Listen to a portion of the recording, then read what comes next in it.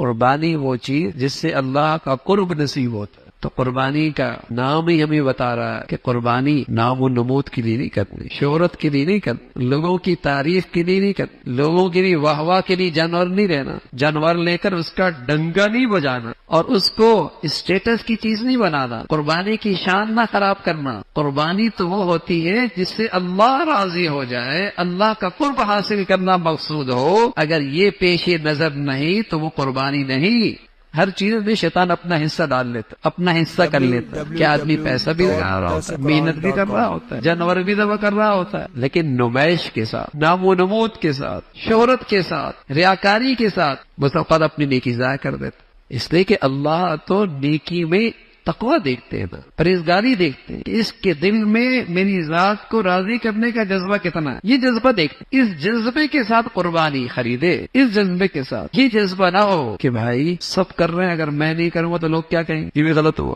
اور اس حیثیت کا آدمی ہو، کوئی ایسا جانور خریدو کہ لوگوں کی نظریں اٹھیں کہ ہاں بھائی کوئی جانور لیا ہے. ظاہر ہے یہ نیت بھی خراب ہے، یہ جذبہ بھی غلط ہے. تو قربانی وہ قربانی ہے جس سے اللہ کا قرب نصیب ہو، اللہ کو راضی کرنا ہو، اس کی رضا ہو. سوشل میڈیا پر سب سے قدیم اور سب سے ریلائبل برانڈ درسقرآن.com